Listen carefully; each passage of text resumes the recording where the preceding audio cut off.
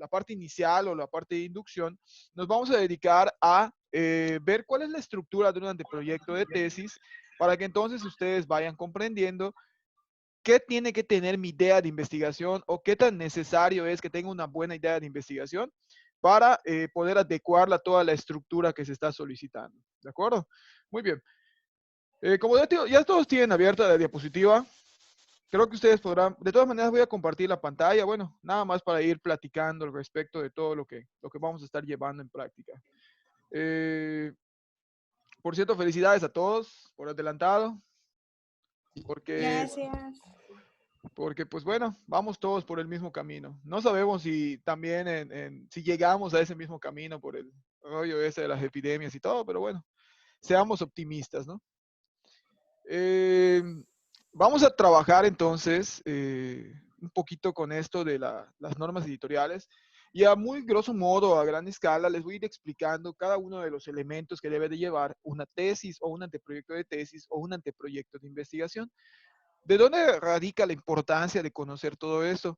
Radica en el hecho de que toda estructura de investigación, desde artículos, tesis, disertaciones, notas periodísticas en el área de la investigación educativa, genera por lo regular incertidumbre en la forma en cómo debe de ir estructurado.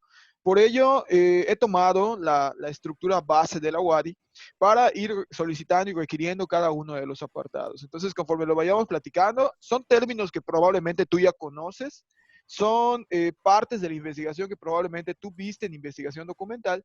Sin embargo, pues sí lo voy a ir comentando a grandes rasgos para que hagan un pequeño recordatorio mental. Bien, primeramente, quiero que notes que todo proyecto de investigación, toda tesis, toda investigación formativa en el área de la educación, pues lleva una metodología estricta y lleva una estructura o un esqueleto. La estructura o esqueleto tiene elementos secundarios y elementos primarios. Cuando hablo de elementos secundarios, hablo de todo lo que tiene que ver con los aspectos estéticos del trabajo. Llámese portada, llámese contenido temático, que también se conoce como resumen, perdón, como índice, llámese resumen, llámese bibliografía o referencias, que pues ustedes saben que toda investigación tiene que ir totalmente sustentada de acuerdo a un marco teórico. Bien. Sin embargo, hoy vamos a revisar a muy gran escala lo que es el capítulo 1 y el capítulo 2, lo que es la introducción y la revisión de la literatura. Bien. En investigación documental, yo imagino que ustedes vieron a grandes rasgos lo que es los elementos de la introducción, entonces vamos recordando únicamente todo esto. Primeramente, ¿qué es un antecedente? ¿Y qué debe de describir un antecedente? Yo creo que en su momento ustedes ya debieron de haber platicado, visto, o deberían de tener en cuenta que un antecedente es el contexto inicial de un proyecto de investigación. Un antecedente describe no solamente el ambiente inicial, sino también que describe los trabajos que otros investigadores han llevado del tema.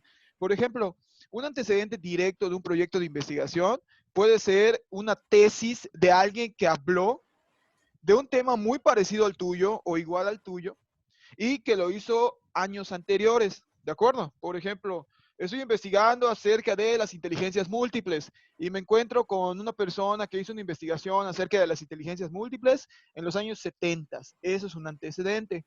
Son investigaciones que van dando resultados de acuerdo a tu práctica. Ahora, mucho ojo.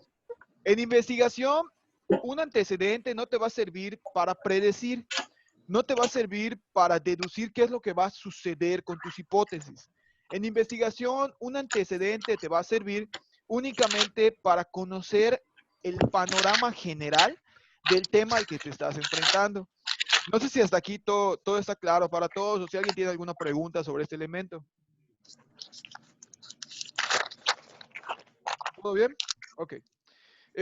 ¿Por qué dice que permite ubicar el estudio dentro de un escenario contexto teórico metodológico? Conforme yo te voy explicando la situación de una historia, te voy explicando también lo macro, lo que está por fuera. Por ejemplo, si yo te voy a contar acerca de cómo se dio la Revolución Mexicana, no te voy a contar únicamente el hecho, sino que te voy a contar todo lo que precedió o lo que estuvo anteriormente a ello, que llevó a que el conflicto armado estallara. A eso se refiere la parte de ubicación del estudio dentro de un escenario contexto teórico. A partir de los hechos anteriores, te voy llevando de la mano para que entonces comprendas la complejidad del problema que en este caso estoy estudiando. Un antecedente puede surgir de un libro, de un trabajo ya elaborado o de la historia como tal que ha tenido la temática que en este caso está siendo investigada. Muy bien. Nos vamos con el segundo elemento de un proyecto de investigación. El segundo elemento de un proyecto de investigación que muchos conocen se ubica bajo el nombre del planteamiento del problema. ¿Qué es el planteamiento del problema? Un planteamiento del problema es un elemento de la investigación que muestra la importancia que tiene que estudiar sobre el tema. Ojo, no es lo mismo un planteamiento del problema que una justificación. El planteamiento del problema abre la discusión sobre el tema y la justificación, como su nombre lo dice, trata de sustentar el por qué tú estás investigando el tema que en este caso quieres exponer. Se dice que parte de la identificación y descripción de los síntomas que se conocen como variables dependientes, que es lo que se observa y se relaciona con las causas, que son las variables independientes que lo producen. Ok, voy a tomar uno de los ejemplos de la diapositiva. Uno de los ejemplos es el bajo rendimiento académico. El bajo rendimiento académico es un síntoma, es una variable dependiente. ¿De qué depende el bajo rendimiento académico? Puede ser de la nutrición, puede ser de problemas metodológicos en la didáctica del aprendizaje, puede ser de un mal uso de los recursos docentes o los que tiene el docente a la par. Y a partir de todo esto, el niño está generando este bajo rendimiento. Entonces, bajo rendimiento es la variable dependiente y las variables independientes son aquellas que explican el problema, pero que no dependen del problema. Por ejemplo, la desnutrición de un niño puede explicar el bajo rendimiento, pero pero la desnutrición no infiere o no tiene una directa relación con el bajo rendimiento, no depende del bajo rendimiento. Sabemos que la desnutrición también puede generar problemas en el caso de las plaquetas, problemas en el caso del cansancio. Es independiente, está externo a. Sí explica la variable dependiente, pero no depende, en este caso, del bajo rendimiento. ¿Sí quedó claro para todos? ¿O tienen alguna duda en esta parte? Sí me interesaría que vayamos resolviendo elemento por elemento, porque muchas veces este es el área de la investigación donde comienzan a haber ciertos atropellos en cuanto a qué es o a qué se refiere esta parte de las variables. Maestro, en esta parte del planteamiento del problema viene siendo como lo que hicimos nosotros con los temas que escogimos. Es como una defensa acerca de lo que nosotros estamos investigando. Básicamente la defensa estaría en la justificación. El planteamiento del problema, más que defender, es que tú me expongas el problema. Te voy a dar un ejemplo, ¿no? El bajo rendimiento académico está sucediendo en México, pero ¿dónde lo vemos? Ah, el bajo rendimiento académico se manifiesta en los niños de tal a tal grado, se puede vincular directamente con las pruebas y los malos resultados que hemos tenido en el área internacional. Vas haciendo toda esa explicación, a grosso modo, de cómo la situación está afectando de manera general, ¿sí? Y posteriormente a esto, entonces en la justificación, tú defiendes el hecho del por qué es necesario investigar. No sé si quedó clara la pregunta. Sí, maestro, gracias. Perfecto. ¿Alguna duda más, chicos? En- Maestro, una compañera no puede entrar, no le entra el Zoom. Qué extraño. Está el... Joanny, por si pasa lista. Ok, Maestro, de hecho, no solo es Joanny, igual Junior me dijo que no puede entrar. De hecho, estaba viendo por qué no puede entrar, pero la contraseña le sale incorrecta. En su computadora ni en su celular pueden entrar. De hecho, no es Elizabeth la única y el clase. link. Ni con el link porque les pide directo la contraseña. Qué raro. Bueno, no, no pasa nada, no te preocupes, lo voy a tomar en cuenta.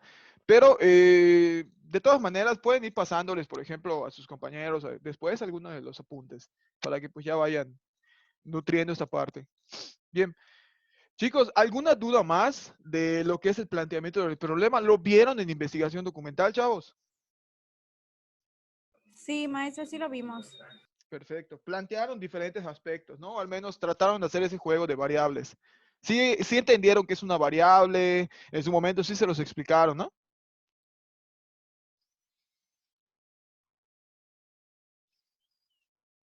Bueno, quiero pensar que sí. No, maestro, no. No, no les comentaron que es una variable. ¿Por qué se conoce como variable? No. Si yo les planteo un tema, ahí va. Quiero investigar acerca de la dificultad, escuche, la dificultad en la identificación grafológica o la dificultad en la escritura que presentan los niños durante los primeros grados de educación primaria. Quiero investigar a qué se debe el hecho de que muchos niños cuando escriben, por lo regular, o no se entiende o presentan síntomas de dislexia. ¿Se acuerdan que la dislexia, o creo que ya lo han visto, es cuando el niño tiende a cambiar el orden de cómo están las letras, ¿no? Por ejemplo, en vez de la E, lo escriben como 3, ¿no? O la M la escriben como W. Todo ese tipo de situaciones, por lo regular, lo tienden a hacer. Bien, yo quiero investigar acerca de qué está generando este tipo de problemas en la grafología o en la escritura que tiene el niño. Me voy a la parte anterior, al antecedente, y el antecedente directo debería de ser preescolar, porque pues en preescolar empiezan a hacer sus primeros grafos, por ponerlo de alguna manera, ¿no? Los primeros trazos y toda esta parte. Quiero hacer el planteamiento del problema y voy deduciendo cómo quedaría ya mi tema. Y mi tema sería problemas de escritura en los primeros grados de educación primaria. ¿Cuáles serían las variables? Las variables serían problemas de escritura, variable 1 y variable 2 en los primeros grados de la educación primaria. Los primeros grados de primaria sería la variable 2. ¿Cuál es la independiente y cuál es la dependiente? La independiente en este caso son los primeros años de primaria. ¿Por qué? Porque para poder entender el problema, que en este caso son problemas de escritura, yo tendría que buscar cómo explicar esta situación. Los primeros grados de primaria no dependen de los problemas de escritura, pero los problemas de escritura se están presentando en los primeros grados de primaria. Por eso la variable dependiente son los problemas de escritura, porque depende de los primeros grados de primaria, ya que esta situación no se ve en grados posteriores. ¿De acuerdo? Y se le conoce como variable porque es algo constante, es algo que no se da igual en un grupo de niños de la escuela de Mérida a un grupo de niños de la escuela de Valladolid. O sea, va a cambiar de acuerdo al contexto. De allá que surge ese término de variable o constante. ¿Está claro hasta aquí, chicos? Muy bien. Continuando con todo esto, normalmente el planteamiento del problema, cuando se plasma o se plantea a manera de porcentaje, da más certeza. No sé si has leído noticias que a veces tú piensas si son falsas o no son falsas. Cuando lees la información, ¿qué te da la pauta para considerar que la noticia sí es real? Muchas veces el porcentaje o el manejo de números.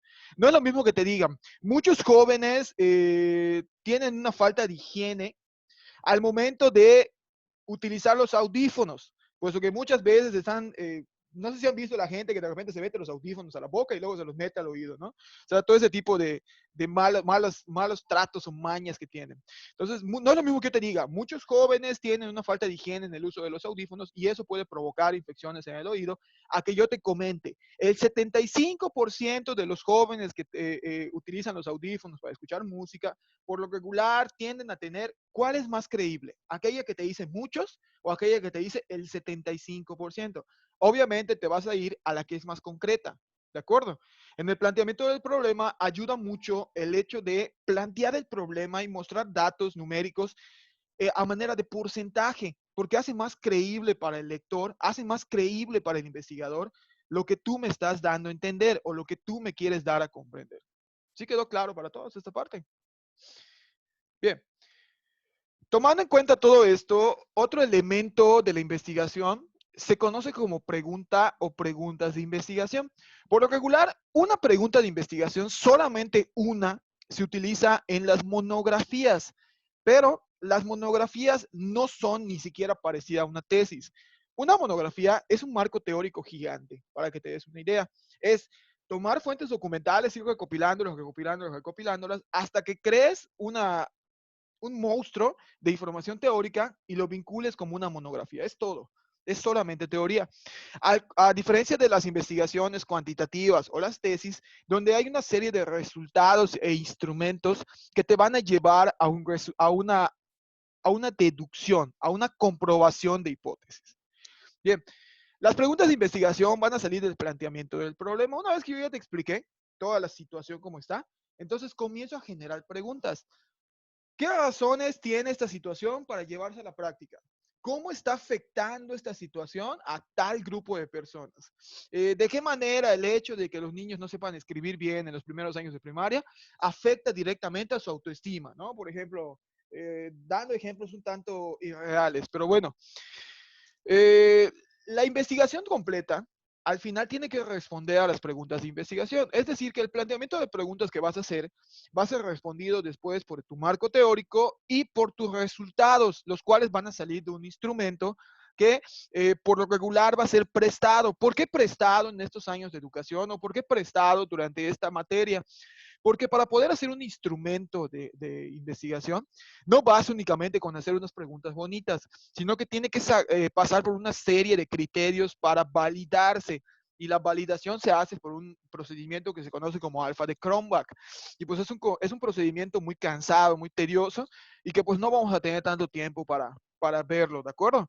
Nosotros vamos a prestar un instrumento y lo vamos a adaptar a nuestro estudio. Bien. Dice el tercer punto, algo que me resulta muy interesante. A preguntas tontas, respuestas tontas. ¿Por qué será que dice esto? ¿Por qué estará todo esto a la par de la información? Porque muchas veces en las investigaciones hacemos esta pregunta. ¿Por qué los niños no escriben bien? Fíjate el problema con la pregunta. Primero el planteamiento. ¿Por qué los niños no escriben bien? ¿Qué es bien? O sea, bien puede ser desde tu punto de vista, pero bien no es un término o un adjetivo que pueda deducir que el trabajo se está haciendo eficazmente o como debería de estar estandarizado. Y segundo, estás utilizando la partícula ¿por qué? Si de repente alguien viene y te dice, ¿sabes qué? Porque sí, te está contestando bien. Y si le preguntas después, ¿por qué? Te va a decir, pues porque sí. Las preguntas como el por qué o ¿existe relación entre tal y tal? Pues sí existe. ¿Por qué? Porque sí. O las preguntas cerradas no te van a traer nada bueno en tu investigación. Por lo regular, el término de interrogación que vas a utilizar como guía es cuál es, qué relación, de qué manera, cuáles son las formas, cuáles son las características. ¿Por qué? Porque esto sí te va a abrir más el panorama a la hora de recopilar información. Si yo te contesto en una pregunta, sí, es porque tu pregunta o es, ¿existe relación? ¿Sí se genera relación? ¿O por qué?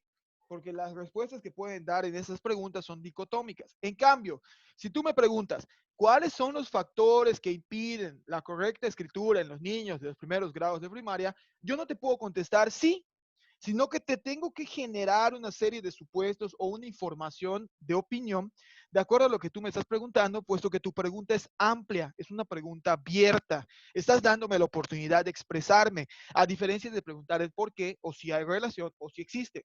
¿Está claro?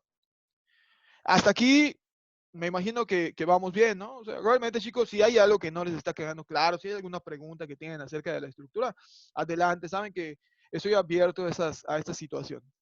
Entonces, prefiero que me preguntes ahora y no te quedes con la duda después, porque recuerden que aunque son un equipo de 3, cada quien ya debe de tener totalmente bien estructurado lo que tiene que hacer y hacia dónde va a llevar su proyecto. Muy bien. Maestra, de todos modos, luego de que le enviamos la tarea, usted nos las va a regresar con correcciones. De hecho, la idea es regresar a hacerlas con correcciones generales, perdón, y en su momento, durante la clase, tratar de que las dudas que te hayan quedado acerca de la tarea en específico, Katia, ir resolviéndolas. Por lo menos me gustaría que esa interacción se genere dentro de la sesión. Si es necesario en algún momento dado, no sé, que yo les requiera, ¿saben qué? Me van a entregar la estructura de los primeros 3 elementos de la introducción.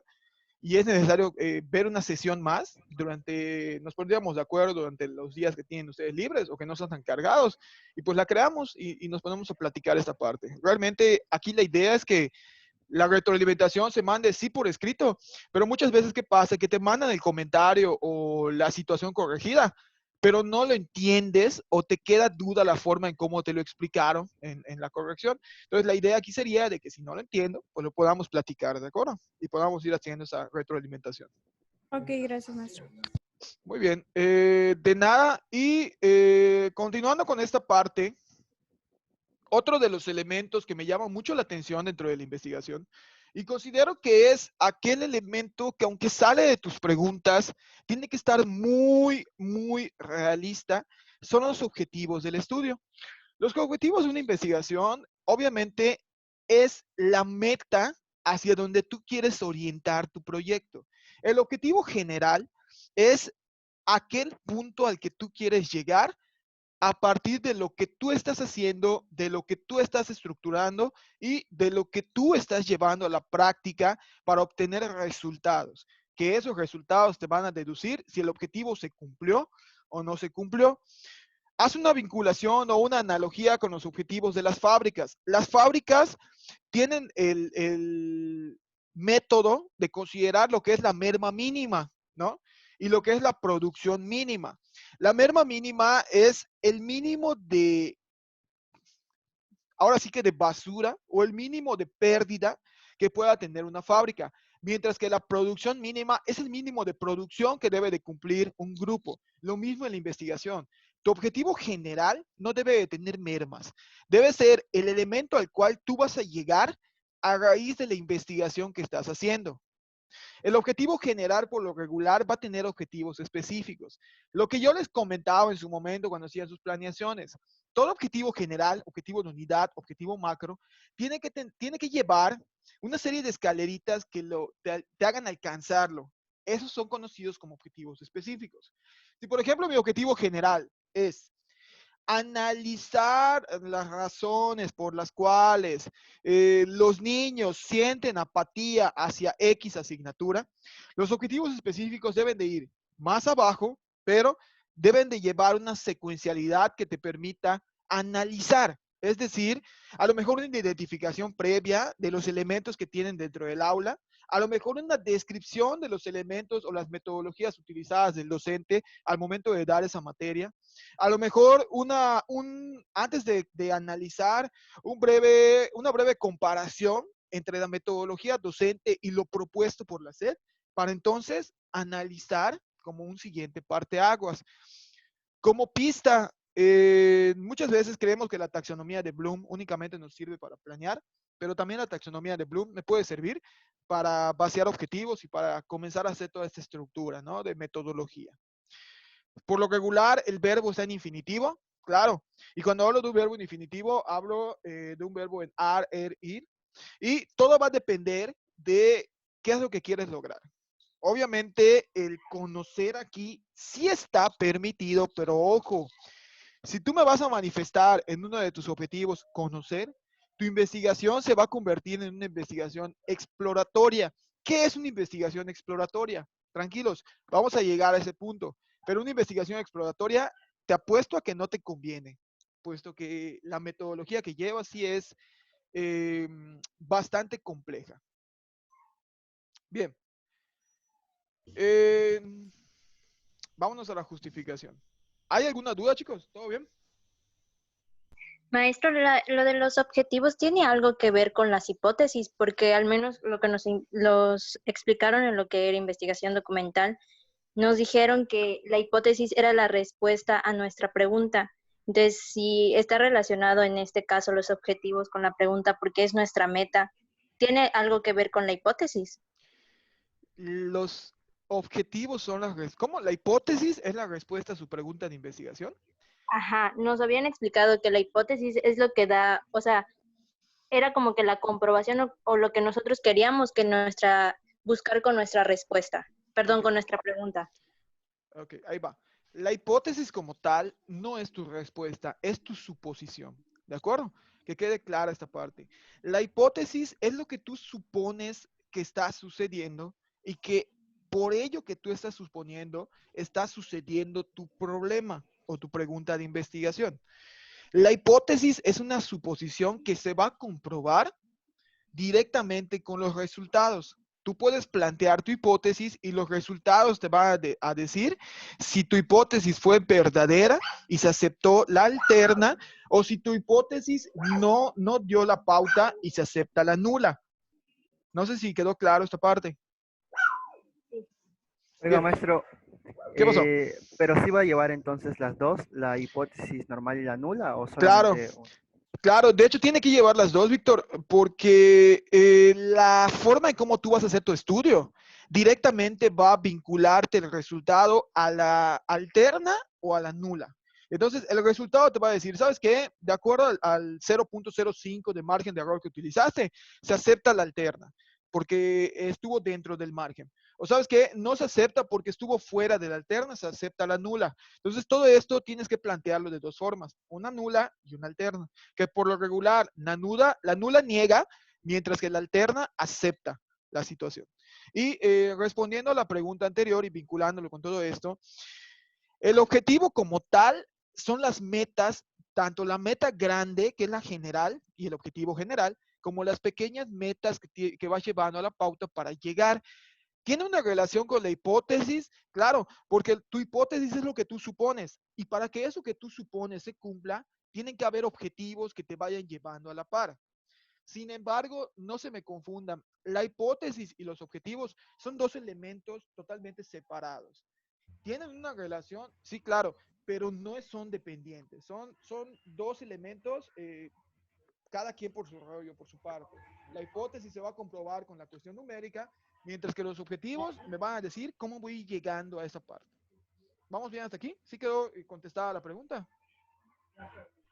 Sí. Perfecto. Eh, quiero que se olviden un poquito de la parte de investigación documental, porque en investigación cuantitativa el elemento principal va a girar en torno a el resultado. Escoges un buen instrumento, tienes una buena metodología, cuando venga tus resultados, cuando vas a comprobar si realmente lo que tú suponías es así. Y si lo que tú suponías es así, se va a comprobar dentro de la alterna. Si lo que tú suponías no se generó, entonces se va a aceptar la nula. Pero pues todo ese juego de hipótesis lo vamos a estar viendo en su momento. Tranquilos, hasta aquí creo que basta con ver la primera parte del proyecto como tal. Bien. Después viene un elemento que es donde muchas veces tienden a fallar, tienden a tener problemas para poder hacer ese planteamiento, porque creen que todo tiene que ser justificado de manera muy general. Y cuando hablamos de un tema de investigación, la justificación de tu trabajo tiene que demostrar la utilidad que va a tener para los usuarios y actores. En este caso, la utilidad es para la educación, para los alumnos y en su momento para los docentes. Si yo voy a investigar acerca de nuevas estrategias docentes para la enseñanza de la historia, obviamente la utilidad va a ser para los usuarios, que en este caso son los docentes. Por ello, en la justificación tú tienes que defender, ahora sí que a uñas y dientes, el por qué tu trabajo le va a ayudar directamente a los maestros para mejorar y potenciar esas técnicas metodológicas que están utilizando. ¿De acuerdo? La justificación tiene que venderle a la persona el por qué eso que tú estás haciendo realmente es necesario y realmente va a apoyar a los docentes, realmente va a ayudar a los docentes, realmente va a traer algo bueno a todo el contexto educativo. Si te pusiera a metaforizar un poco sobre estos elementos, imagínate que vas a comprarte no sé, se me viene a la mente hoy en día, estás en casa, no tienes mucho que hacer, te vas a comprar un videojuego, ¿no? Obviamente cuando vas a comprar un videojuego tienes que contemplar cuáles son los elementos que te van a llevar a comprarlo o a no comprarlo. El vendedor, ¿qué hace? Por lo regular te va diciendo lo bueno y te va diciendo el cómo eso bueno te va a beneficiar a ti. Te está justificando la compra. Lo mismo pasa con el estudio. Tú vas a justificar el estudio con base a lo que consideras.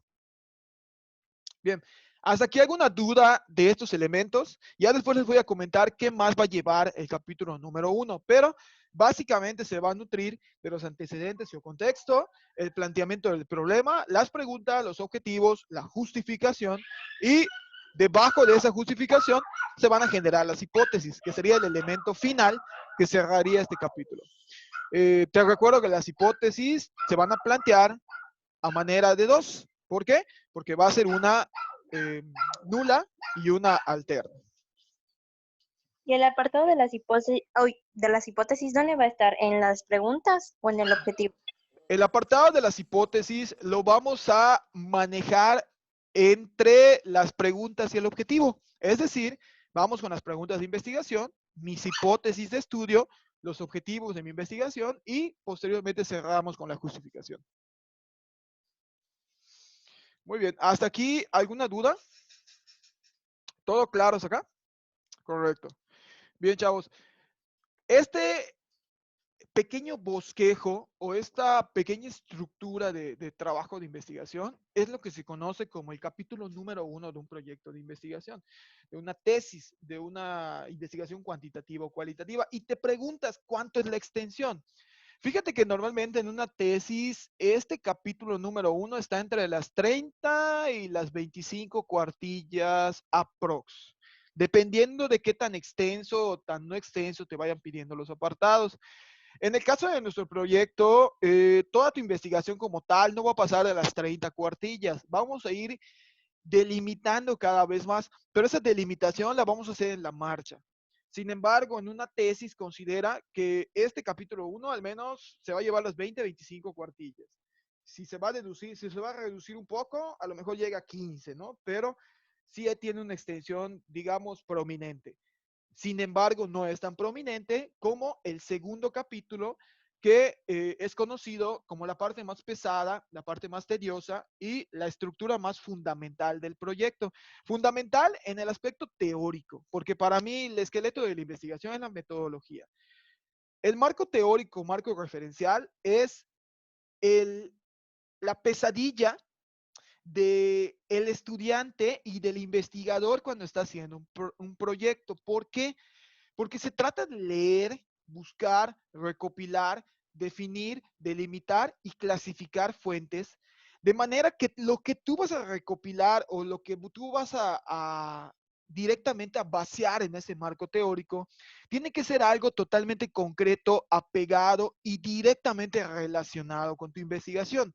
Es la estructura teórica completa, la estructura teórica densa, donde se van definiendo variable por variable del estudio y los trabajos o aportaciones que se han hecho hacia el campo educativo en el área en el que estás investigando. El marco teórico se divide en tres: marco teórico, marco referencial y revisión de la literatura. Les voy a volver a pasar el link nuevamente para que terminemos con esta parte. Voy a suspender la reunión porque ya está por concluir y en un momento les vuelvo a pasar el link, chicos, por favor.